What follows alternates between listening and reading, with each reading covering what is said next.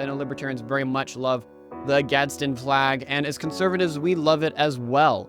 But the whole function of the program is that the funds for this are going to go to one of the state's largest and most well-funded government agencies, which is the Idaho Department of Education. I feel like this was an overreaction, and the fruits of that are being spelled out with this petition. I hope the Caldwell City Council notices that and is aware of it.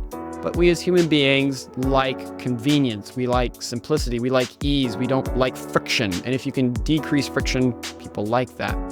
Good morning, Idaho. Welcome to the Local Yokel Idaho podcast, where we talk about what is going on in the wonderful state of Idaho. For those tuning in for the first time, I'd like to have a little banter before we get into the stories. Understand if you're short on time, so we provided the timestamps in the description so you can jump straight to the stories that you're interested in.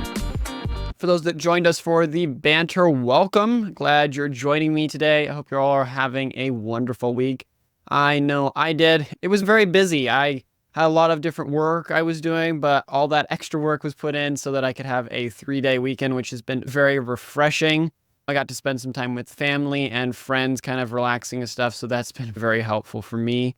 Granted, the heat kind of has put a little bit of a dampener on it, because my goodness, here in the Treasure Valley, I don't know about up north, but it hit, I think, 9. Well, no, I don't know. I know it hit 90. It got very, very hot here in the valley. Not quite 100 yet. That's reserved for July and August usually. I was so tempted to try to get away and go up to like Stanley, where I think the high up there to do some hiking was like 70 or something, which sounded heavenly. But that did not happen. I got some other stuff done. I had to get this recorded and some other things. But as you probably noticed, and slowing down a little bit, I said me and not we today, or I should have said that's what my script had anyways. John will not be joining me today to co-host. I don't know what part he's comfortable with me sharing and stuff, but he and his family are going through some more difficult stuff at the moment. Nothing too crazy, just something with his family and himself. So he couldn't join me today to do recording and co-host with the show. So with that said, if you could please keep him in your prayers, I know that would mean a lot for him. Lord willing, we'll see him next week when he can join us, and that different things have been worked out. Just please do keep him in your prayers. And that also means that we're going to be going back to a little bit more of a classic version of the show. It'll just be me today, which probably means the show will be a little shorter than usual, as it's just going to be me as we go through the two stories. Also, a small side note and something I wanted to put out for you, the viewer listening out there, and wherever you're listening to it, if it's audio only or video. I know time is short and you probably have a lot of different things you're trying to do. I've heard some people say that they just skip over this section, the banter, and don't do anything with it. We're considering moving the banter because of that to the paywall over there on local. So for the people that really love the show, really love connecting, want to be a part of that kind of community and stuff, then you get that added bit of the banter, that added kind of raw, unfiltered type of commentary and discussion with you. And then for everyone else that just, they got to go, they got places to be, things to do, right? Then it just shortens it down a little bit and we can kind of optimize it better. But if you're someone who does still like it, just leave a comment. Let us know. That's something we are considering adjusting and doing and moving. If there isn't a huge chunk of people that are consuming the banter on the free version, then we'll probably move it to the paywall. But if there's a lot of you that are really loving it, then please let me know so we can put that into our consideration.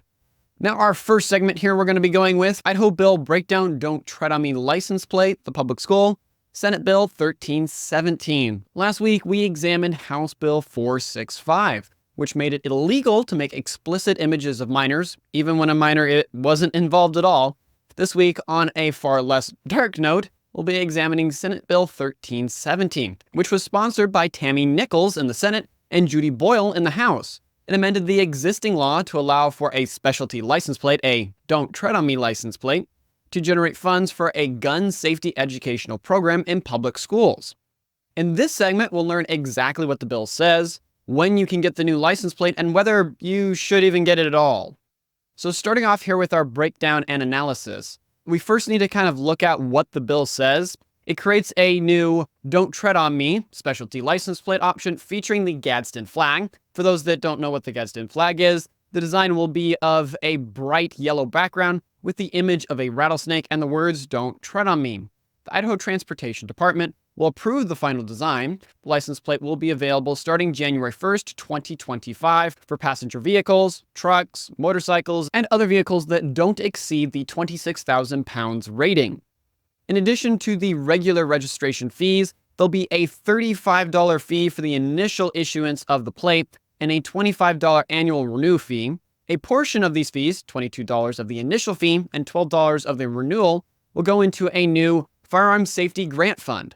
The Firearm Safety Grant Fund will be used by the Idaho State Board of Education to provide grants to school districts that want to establish or maintain firearm safety education courses. Which, like anything, we have to look at the past to compare, and normally there would be a bit more to compare with this bill, but simply put, before this, there wasn't any option to get the Gadsden flag on your license plate, and there wasn't the Firearm Safety Grant Fund. That fund was introduced with this bill and is primarily designed to get funds from the license plate. However, the bill also allows for the fund to receive money from other public and private sources that may be, quote, appropriate, allocated, donated, distributed to, or otherwise provided for by the law, end quote, which could suggest that there are other potential ways the fund could receive money beyond just the license plate fees, but that's a little bit more of speculation. In conclusion, wrapping that all up, Senate Bill 1317 creates a new Don't Tread on Me license plate option to generate funds for a firearm safety education grant fund overseen by the Idaho State Board of Education.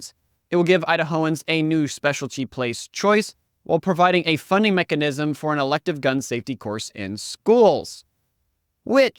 That brings us to our application. And one of the things we regularly do with our Idaho Breakdown Bill series is first off asking, what does this mean? Well, you get a pretty cool option for your license plate. I think the Gadsden flag is something, especially here in Idaho, we're loving. Granted, for those that keep up with some of the stuff going on in Idaho, there's been a story that's kind of brewing up north with the Appeal to Heaven flag. If you don't know that one, go look out there for it. It's similar to the Gadsden flag, but a little bit different color scheme and style, a bit more Idahoan, one might say, with the tree on it.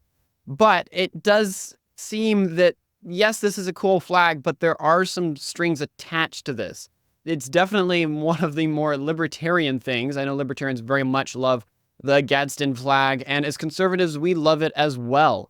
But the whole function of the program is that the funds for this are going to go to one of the state's largest and most well-funded government agencies, which is the Idaho Department of Education, which has a habit. And if you're listening to this and you've already, maybe it's past Wednesday, go listen to the midweek report for this week, because it has a part in there where we've seen across the state with the primary election that happened May 21st, how people don't want to fund the public school. The public school seems to be struggling. We've spent, I think, we've gone from a couple $100,000 in educational spending in Idaho, which was just as recently as I think of 2018, to the point now where we're spending I know we're in the billions that the state is spending on education, and we've only bumped the needle on our educational scores overall by like 1%, which you're getting all this funds, you're not spending it well. Yes, I understand this is meant for a firearms thing, but the main agency that is determining where these funds are going is the Idaho State Board of Education, which they're deciding where all those other funds go. Now, this might be me just being hyperbolic, and it might be just fine, and the board will do its job and actually distribute the money as needed. But I have a sense that, especially with the School Board of Education, they have fought in the past about firearm safety. They want gun control, it seems, in the past. And then them being said, hey, cool, we have this new law that says there needs to be this fund, and you need to give it out to schools that are interested. I wonder if they might try slow rolling it because it's not what they want. You kind of want to give that to an agency that likes to distribute that money, approves of firearm safety, wants those things. Granted, with that said, the firearm safety schools in Idaho law technically allows teachers to carry guns in school. It has that. Granted, you do need the approval of the local school board in that area. So if you have a more liberal school board, they might not give you the approval to carry a gun. That could have changed actually this last legislative session with House Bill 415, where armed school staff would only need to notify the principal, who would maintain a confidential list. The school board and parents would not need to be notified, but that failed to get passed in this last session. So that would have been something to say, hey, even if your school board doesn't like it, you can carry a gun. You just have to let the principal know. He can't technically do anything to stop you. That sadly failed. That's its own thing. There were different issues with that bill that people had. They didn't feel maybe it went far enough. But that kind of gives you a bit of context. It does seem like there are some strings.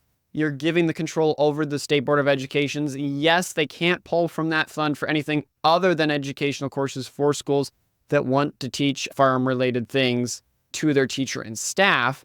Now, bringing that all down and kind of wrapping it up for this segment, another thing we really like to ask on the Idaho Bill breakdowns is, how does this affect you as an Idahoan? Well, you have another cool option, as we said earlier. Also, Idaho technically is funding guns in schools, so that might be something you can be excited about and know that your money is being spent wisely in schools. But it might be something you want to take a double take when you're like, hey, I have that option for a license plate. If you think the Idaho Board of Education is actually going to allocate those funds correctly, I'm dubious. I could totally be wrong. I could. I haven't seen how regularly the board will listen to things or if they have a habit of going rogue and doing their own thing. But for some people with your money and funding, and if you're like, hey, I'm getting the Gadsden flag, this is the end result. It's going to go hopefully fund education of gun safety in schools, which in theory should make the schools safer. You might wait a little bit and see, where does those funds go? Are they being managed correctly? And if the program ends out working well and the funds do need to go where they need to go, then I'd say, don't worry about it. There are no strings attached. Yes, it is going to the Idaho Board of Education, but they're doing their job. And I think that's a cool thing, that you get nice thing on your license plate, but also know you're funding your Second Amendment rights, shall we say, in school. Which that brings us to the middle here. Hey, if you enjoyed the show, make sure to subscribe or follow us on YouTube, Rumble, or Twitter to stay up to date on all things Idaho. For even more content and to support our work, check out our locals page. If you found our content valuable, please like and share it with friends and family. Your support helps us spread the word about our beautiful state and keep Idahoans informed and engaged. Thanks for being part of the local yokel Idaho community. Now, back to the show. All right, as we're rocketing through these here, our next segment is Caldwell City parking meters, a disaster in slow motion. A while ago on the midweek report, for those that have been listening to it for a long time, thank you.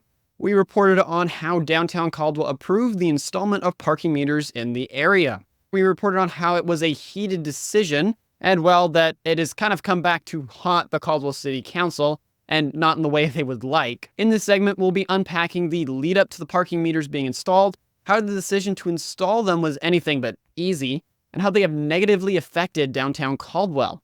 But for us to do that, like anything, we need to know the lead up. We need to understand the context that this is sitting in. The parking in downtown Caldwell leading up to the parking meters was free, but often congested. It was argued that employees and other long-term parkers would occupy the spots in front of businesses for extended periods, making it difficult for customers to find parking and to access stores. Now, with the approval of the meters and the lead up to that, it was not straightforward. In December of 2023, after 2 tied votes, the Caldwell City Council narrowly approved the new downtown parking fee schedule, with the mayor breaking the tie, showing that there was a significant debate and disagreement over the decision. The approved parking meter implementation operates from 9 a.m. to 7 p.m. Monday through Friday, and 10 a.m. to 5 p.m. on Saturday. The first 15 minutes are free, so you can kind of press the OK button on there and it gives you 15 minutes free. Then it costs $1 per hour. Sundays, holidays, and ADA parking with a PAL card are free. And free parking is also available along the railroad tracks for downtown business employees. Now, that was how it was implemented. That was the lead up of getting it passed and, the technical details of how it worked out. Now, the initial reaction when that was all approved and said and done was a little bit mixed.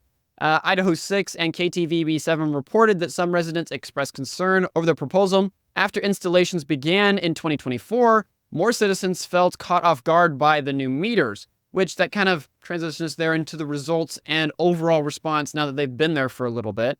It's been a bit controversial, as you can tell. While the city intended to improve traffic flow and eliminate long-term parking, many business owners reported that fewer people were coming to downtown.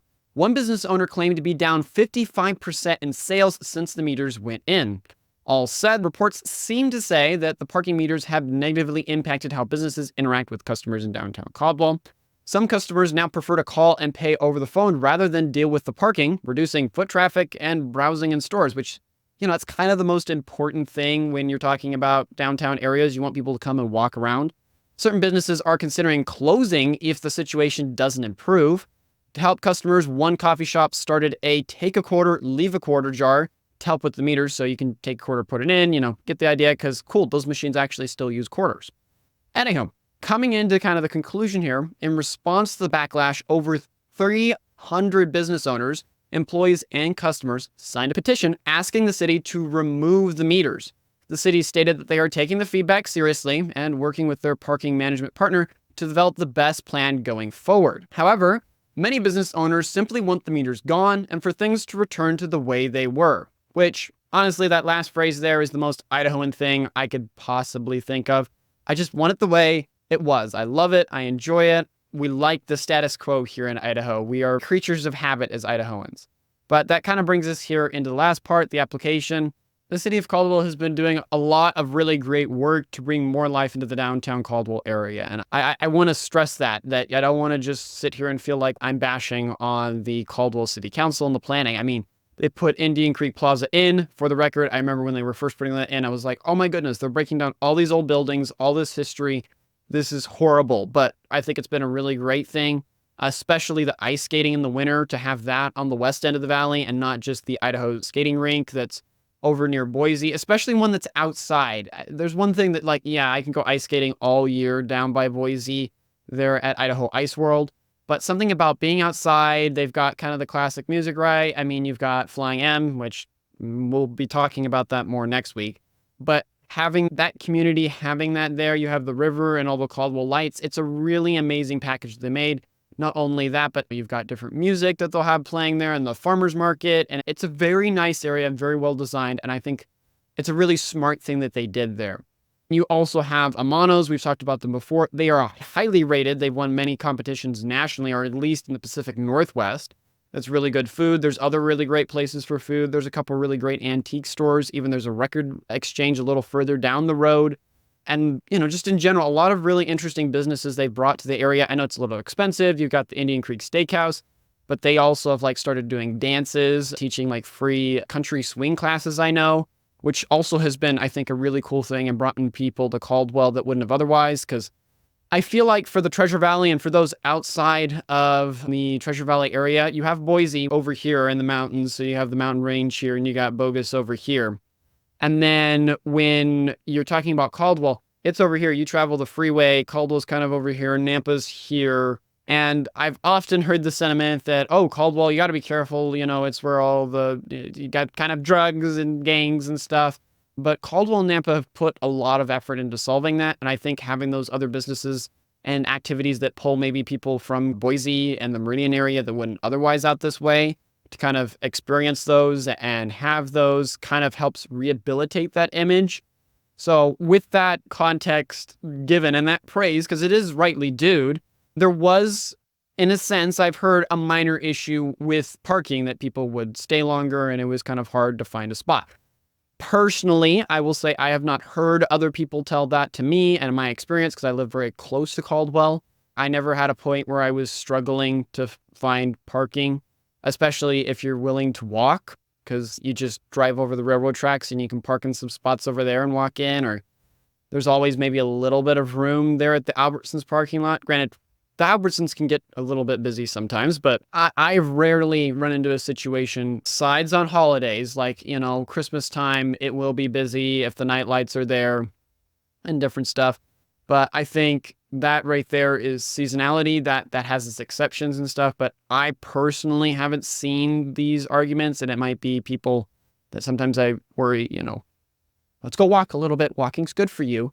But I will grant there might be a point to be said for people who are employees and they're just parking out front of the business. And that's not good, because you want to, with anything with employees, you want to make it easier. You want to make it so easy that it's almost harder not to come to your business. And so with the parking meters and then having employees parking outside, those are things that add more complexity, and it makes it less likely for a person to come to your business. And we want people to go to local businesses, because if they're going to be online or calling, all right, they're more likely to go to a larger business. I mean, perfect example is I love Chick-fil-A, and they're great, but they are a larger business, and I like to support local stuff. But oftentimes, Chick-fil-A makes it so easy. That's like, well, I could go to the local mom and pops that I really enjoy, but the Chick-fil-A, I can literally order on the app, pull up, say my name, and be in and out in about 2 to 3 minutes. With that said, I understand the quality probably isn't as good as something local, but we as human beings like convenience. We like simplicity. We like ease. We don't like friction. And if you can decrease friction,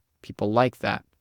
I think personally, if the problem was employee parking, the simplest way to solve that would just be the businesses, or maybe the city council maybe passes ordinances that tells business owners they can't have employees parking outside of the business longer than 15 or 20 minutes for unloading or loading something. And you could have solved most of those things. Now, if a person's parking and they're walking around downtown and they're a long-term stayer, that's what you want. You want people walking around downtown. You want them going into businesses, making those connections, making those friendships, talking to people. And some of that takes more than 15 minutes. And so doing that is really good. And putting these parking meters kind of deters that. And I think the city jumped to this one, maybe as a revenue joining thing, or the idea. I'll grant them this logic. I think the idea was, well, people are staying too long, so we'll put meters in because people care about money. And if they're sitting there and they have to pay money, they'll be a lot more careful with the commitment they made downtown. That is a fair logic that's used in certain businesses or classes that, like, if there's a free thing, how committed are you to that program, or how committed are you to that business or that product? Not so much, because, it was free or it was $5. But if you pay for like an online fitness course or something that is $200, how committed are you then to really using that course, listening to that instructor, doing things? Well, you're a lot more. With that said, I feel like this was an overreaction, and the fruits of that are being spelled out with this petition. I hope the Caldwell City Council notices that and is aware of it. I would say instead of the parking meters, you might put an option out to businesses if they're feeling that congestion or something.